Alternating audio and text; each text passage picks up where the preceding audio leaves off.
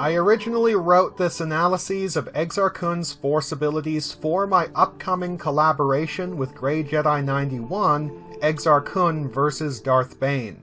However, in the process of scripting, we decided to do a beat-by-beat joint analysis of their Force abilities, which meant that this sample would no longer be used.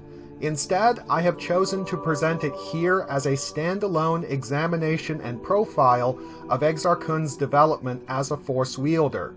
My analyses of Exar Kun will be drawn from the Tales of the Jedi comic series, specifically the Dark Lords of the Sith and the Sith War arcs, the Dark Side Sourcebook, the Knights of the Old Republic campaign guide, and the Essential Guide to the Force.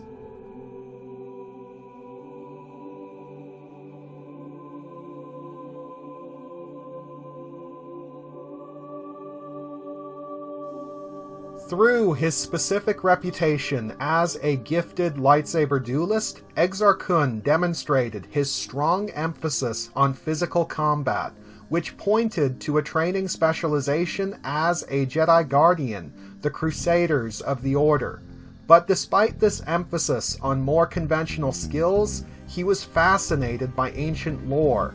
Given that there is an image of Exar Kun practicing Force lightning while studying in the Jedi archives, his curiosity about the dark side evidently went much further than Vodosiask Boss suspected.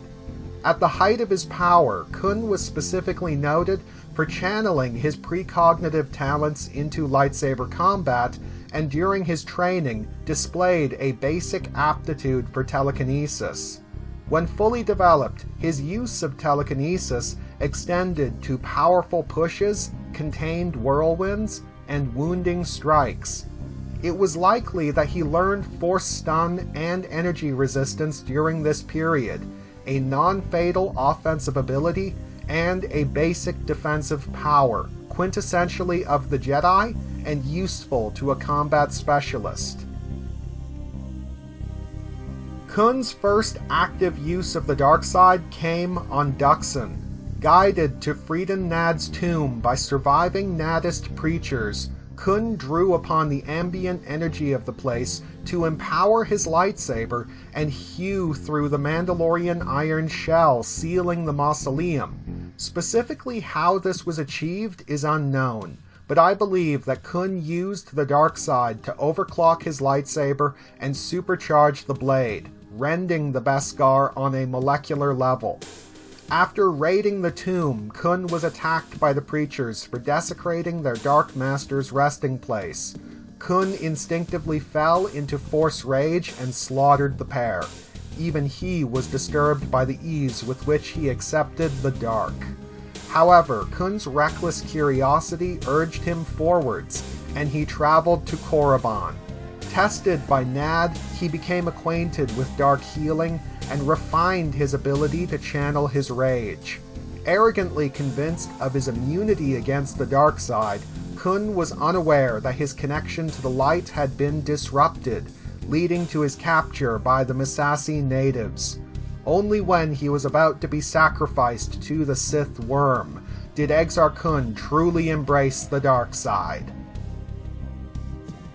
He summoned the Sith Amulet of Naga Sadow to his hand and channeled his hatred without reservation, unleashing blasts of energy that gutted the Sith worm and devastated the temple structure. Approached by the spirit of Freedon Nad, Kun turned on his manipulative mentor and destroyed the ghost with the amulet's energy. The dark side blasts projected by this amulet became Kun's preferred alternative to Force lightning, and he displayed a fine level of control over its output, using it to precisely disable individual targets. Furthermore, the amulet reinforced his mental abilities. No doubt already familiar with the Jedi mind trick, Kun was granted the ability to cast illusions and dominate the minds of others. The only description that I have for what he did to the Supreme Chancellor is mind rape. The amulet experienced its greatest power when bonded with its mate, currently possessed by Kun's apprentice Ulic Qel-Droma, together summoning a procession of Sith spirits. Provided with access to the Sith lore of Naga Sadow, Kun began experimenting with Sith alchemy and sorcery, mutating subjects into wild killing machines. He initially contained his efforts to individual Massassi, but he expanded his operation over time, creating various deadly Sith beasts. He became an adept practitioner of Sith magic, using offensive Sith spells to bypass traditional defensive powers, allowing him to contend with powerful Jedi Masters despite their greater developed skill, proven in his victory over Odan-Ur. Exar Kun's overall skill set as a Force wielder was uniquely configured.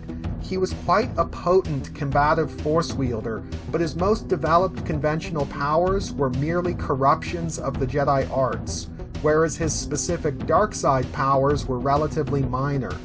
His strength in the Force was instead expressed through malignant Sith sorcery. In essence, Kun was a prodigy who took shortcuts, circumventing the need for developed skill by memorizing spells.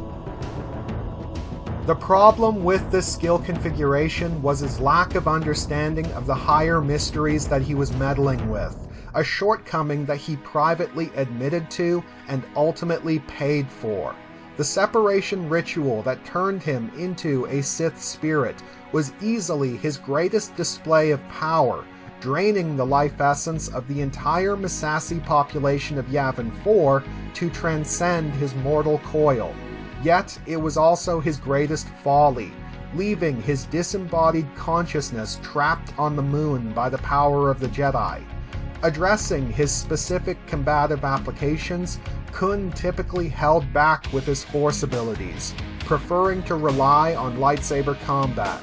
He only unleashed his powers either when provoked by an enemy's Force attacks, as was the case against both Alia Makito and Odan-Ur, or as a show of force against inferior adepts, such as when he repelled Silvar in the Senate Hall. However, this reactive approach meant that he failed to make full use of his power, potentially allowing a less powerful adept to best him in physical combat before he could cut loose, a situation we glimpsed in his final confrontation with Vodo Siosk Boss.